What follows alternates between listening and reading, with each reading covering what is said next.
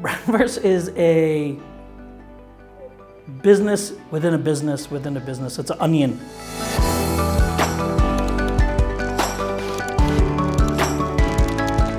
We were founded with the idea of really building and enabling what we feel to be the next form of digital commerce in Pakistan.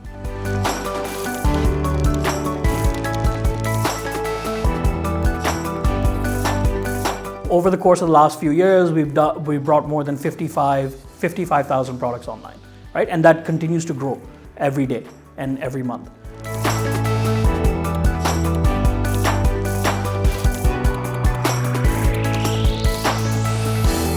We got to really thinking about what are the things that are holding e-commerce back, right? And we realized there were at least two things that we could solve pretty easily, right? One was that there was an absence of trust in e-commerce, right? Which meant that you weren't exactly sure that what you see on the screen is what you're going to receive, right? And as a result, people hesitated when transacting online. And we felt that if you could improve the presentation of products, bring accuracy and veracity to those products or their presentation, there was an opportunity to improve the transactional experience. The second thing was there weren't enough products online. So as anyone who lives in Pakistan will attest that if you're looking for something, likely it's available in Pakistan, right? Somewhere in some corner of the city, it's available. But the problem is that whilst those items may be available in offline retail, they're not necessarily available in online retail. And we realized that there was no efficient route for onboarding of those products, nor was there an efficient route for onboarding of those sellers online. And that's sort of the reason why Brandverse was created. There is a need for retailers to bring their products online. In this case, let's take Carrefour as an example. Carrefour at any point in time in their stores carries between 25 to 30,000 products. Whilst they have 25 to 30,000 products, they also, in order to sell those same products online, every one of those products needs to be photographed. Critical information needs to be captured of them, including things like nutritional information, things like their height, width, depth, their weight, a description of those products. All of this information needs to be captured. Only when it's captured can those products actually be sold online. So it's the precursor to any physical movement of those goods. Brandverse comes in, and because of its at-scale abilities to create this content, we help brands like Carrefour, brands like Metro, and other sort of retailers bring products wholesale online. The idea is, as a byproduct of this, what we're doing is we're slowly building out a very large database of products, right? The standardized products in our database can be used by platforms who want to quickly populate the catalog, right? So if tomorrow someone like, I don't know, a courier company decides they want to, for example, launch a grocery service, they can come to Brandverse, and Brandverse would happily license them a catalog, which allows them to very quickly get up and running with thousands of products in a matter of minutes, right? Without going through the effort of either finding those images, photographing those products, creating that content, etc. In much the same way that Google Maps provides location services and location data via an API, we do the same thing for product.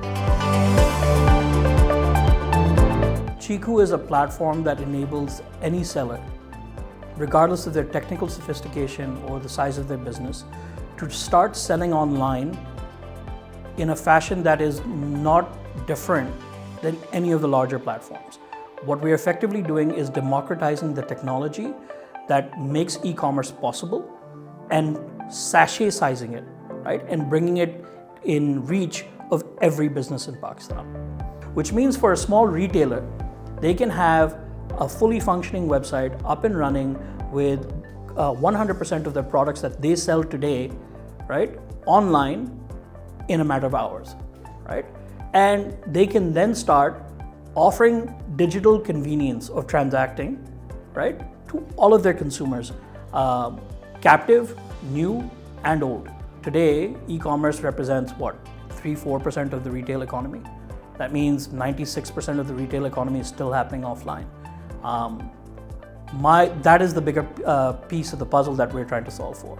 We feel there is, in the long run, there is no differentiator between commerce and digital commerce. It's all digitally enabled commerce.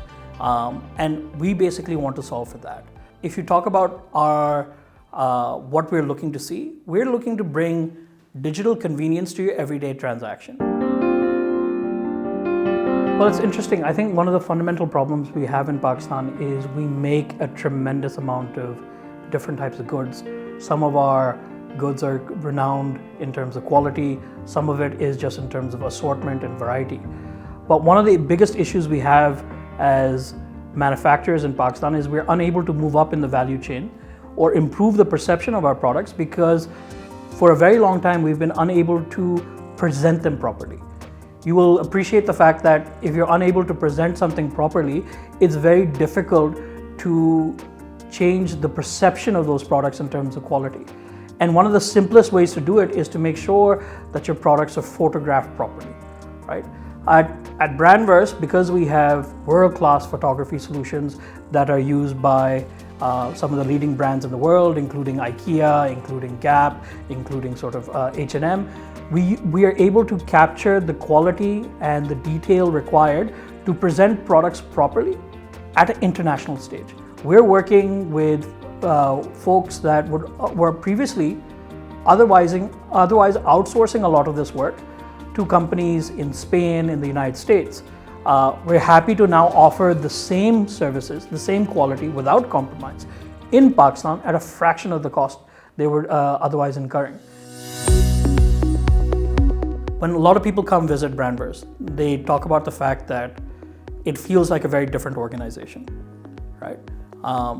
You see people smiling a lot, you'll see people milling outside, you'll hear music being played, you'll hear a lot of laughter. And I think that's our culture. And the reason why it's different is because on day one, we talked and we decided what the culture of this organization would be, right? And it's not just something you write in your business plan or whatnot. It was a culture centered on integrity. It was a culture centered on equity.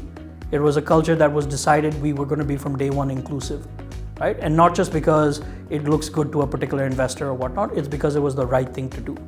And this conversation that we had, this was not between me and my co-founders or me and my generals. What it was with me and my janitor, right? It was with me and my chowkidar. It was with me and my rider, because those are my first 3 employees. That's where that culture starts from. To this day, 3 years in, we have a churn rate of less than 1%, right? We're upwards of 63, 65 employees today, right? We don't lose employees, right? And that's because, and I contribute that to culture, right? And it's not because we're overpaying them or anything along those lines. We're still a startup, right? But it's culture. And I think that's fundamentally the one thing that'll see us through all the challenges that lay in front of us. This business would not be possible without the support of your friends, because they're the ones who in the very early days say it's a good idea, right? They're the ones who encourage you, and when you hit bumps on the roads, they're the ones who make the calls, they're the ones who help you out. And I'm very, very cognizant of that fact. In fact, in our office, there's a plaque, right? And that plaque is dedicated to all the friends of this business that has helped us get to this point. But the good point is we put that plaque on day one, because we already knew who was going to help us and who wasn't.